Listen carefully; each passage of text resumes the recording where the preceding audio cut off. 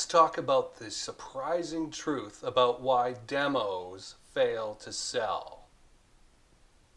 Many startups in the software as a service space, well, they're run by really great technologists, but the fact is they don't know anything about selling, and so they suck at it. They don't know anything about marketing, and so they suck at it.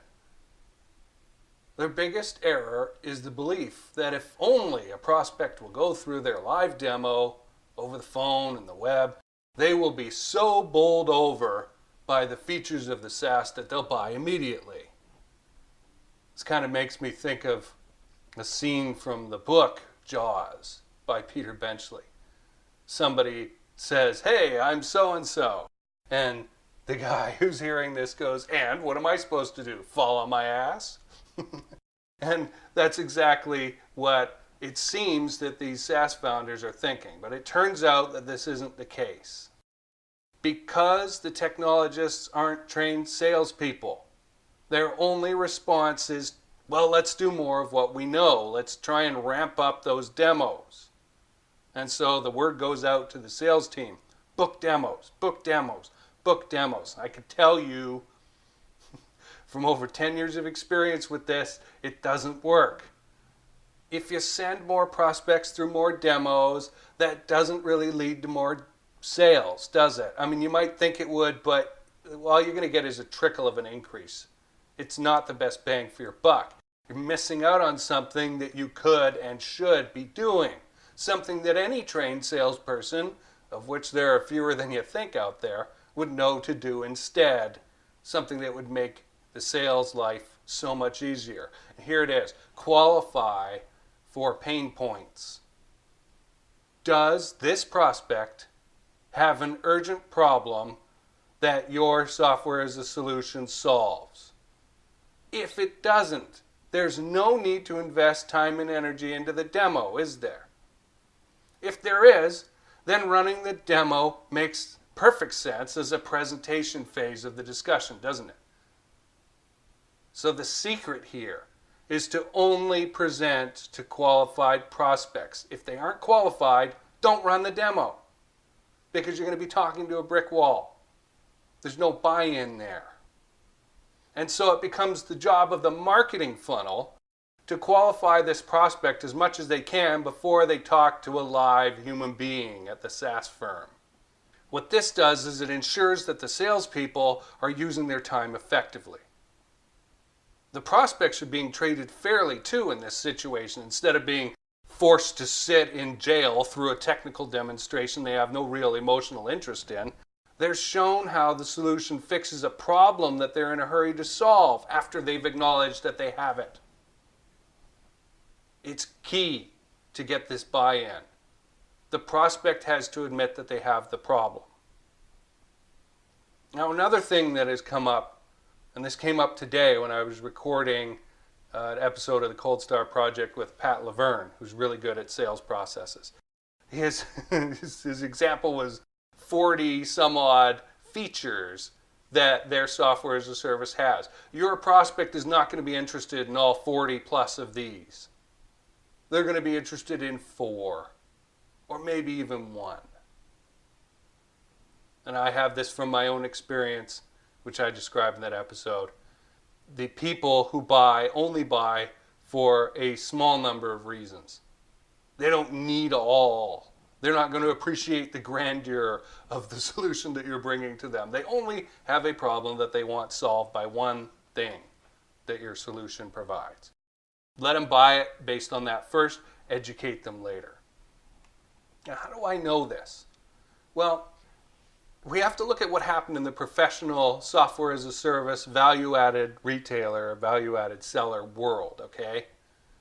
A lot of young founders in SaaS won't know about this because they were still in high school 8 years ago. My first role in the US when I moved to Vancouver and was allowed to work finally in North Carolina in 2010 was as senior consultant to a sales training firm. We worked with many software as a service value-added resellers back then.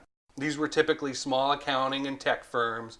They'd take leads given to them by Sage, Microsoft, so on, big developers, right?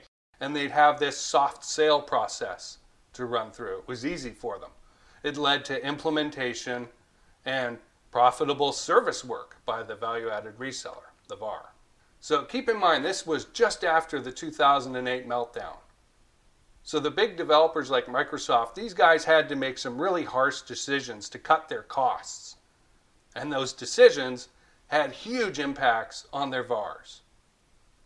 So as I said, until the meltdown, the developers had been doing all this cold calling, running the full marketing stream for their VARs, and they'd hand off these easy leads.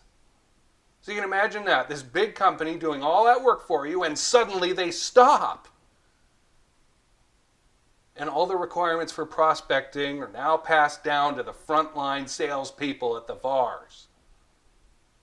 I got to tell you about these people. These folks were typically accountants who had somehow wandered into the field of sales. It's sort of, well, I guess I'll take it on.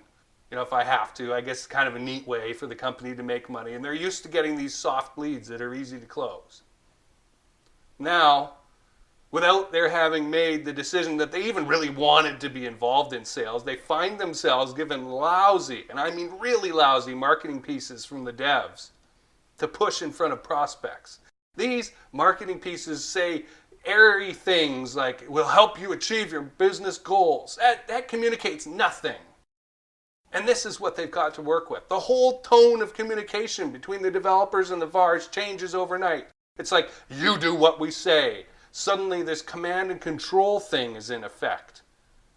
And the VAR staff are now expected to make cold calls. They go cold.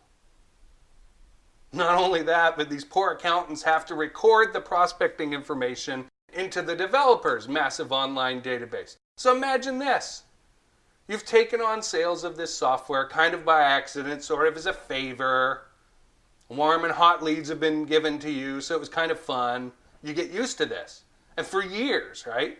Then all of a sudden this is ripped away. And instantly you're expected to be this great salesperson with Superman prospecting skills. Now, a lot of great closers out there don't have great prospecting skills. These are in short supply, people. So you didn't ask for this, and it makes you feel really deeply uncomfortable. And then to add insult to injury, some faceless whipmaster at Microsoft or something is like screaming at you through email that you must add to their business intelligence by entering the data you collect into their database. I can tell you, having been there, a lot of people at the VARs just threw up their hands and quit. Lots of accountant types who never really wanted to be in sales in the first place threw up their hands, said, screw this, and walked out and went into another profession. I saw a lot of people cry. I was on many telephone calls with frustrated, disappointed, angry VAR staff. People who had given 10 or more years to their company, and they felt betrayed. I heard all this firsthand. And for those who remained, there was a realization that they needed to make an investment in solid B2B prospecting skills. They needed to learn this stuff. That kind of education is where I and the business I worked for came in. We got to see and hear all of this from the inside. The changing of the guard was quick. After only a couple years, just the people who really meant it were still in sales roles at the VARs. I want you to notice how fast market conditions can change, even when you think you've got a good thing going on. And also, the professional B2B world is not the same as the one we see run by amateurs, frankly, amateurs from the internet marketing world that lots of us see today. That new industry is not mature. It is very immature. And I don't mean that in a childlike sort of way. I mean, they haven't developed the kind of relationships that the developers and the VARs had. Maybe you should be looking and listening to guys like me for the future of your industry, if you're in that. Because I've seen what a mature industry looks like for your niche. This has been a peek into that world. If you recognize that you're in this kind of position and you want to do better, if you want to strategically be ready for market cataclysms and changes in maturity level, and be ahead of your competition, then book a call with us at coldstartech.com.